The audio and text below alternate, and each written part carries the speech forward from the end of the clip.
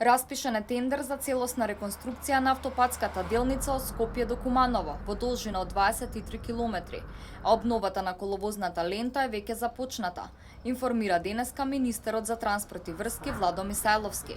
Тендерот е распишан преку ИПА инструментот, со тоа што заинтересираните компании можат да достават понуди до 16 октомври, пошто ќе се изврши евалуација на понудите, а градежните активности ќе започнат во првиот квартал следната година.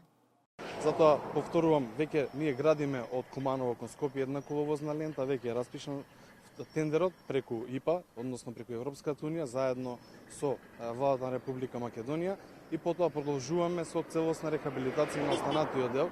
Тоа значи дека 23 километри од Скопје до Куманово ќе бидат комплетно рехабилитирани и реконструирани. Тоа е многу важно, бидејќи ние вложуваме многу на коридорот 10, односно пробуваме максимално да подобриме инфраструктурата. Обновата на делницата опфаќа поставување нов коловоз и сообраќајна сигнализација, како и санирање на сите мостови што се наоѓаат на трасата. Министерот за транспорт и врски истакна дека продолжуваат инвестициите во патната инфраструктура, потсетувајќи на неодамно објавениот тендер на делницата Прилеп-Градско. Се работи на автопатот Емир Капија до Смоквица. Тамо сме во завршна фаза, многу добро иде динамиката. Јас очекувам до крајот на годината комплетно ќе биде завршена, потоа останува во наредниот прв квартал од 2017 година да ги завршиме сите оние други дополнителни работи околу електриката.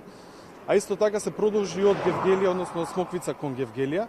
Таа е уште една фаза исто така преку ИПА компонентата, таа веќе се гради. Мисајловски додаде дека во завршна фаза си активностите од Неготино до Демиркапија, зашто се чека сообраќајниот режим од Министерството за внатрешни работи. Инвестициите во коридорот 10 ќе надминат преку 230 милиони евра. Меѓутоа, тука од клучно значење е максимално да се зголеми безбедноста. Како што рече Мисајловски, коридорот 10 е еден од транснационалните коридори и затоа максимално се вложува не само во него, туку и во останатите коридори низ Република Македонија.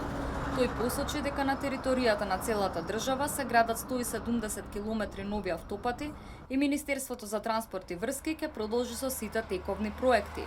Постојано се објавуваат тендери за нови патишта, а тоа значи подобар, побезбеден сообраќај како и комуникација, заклучи министерот за транспорт.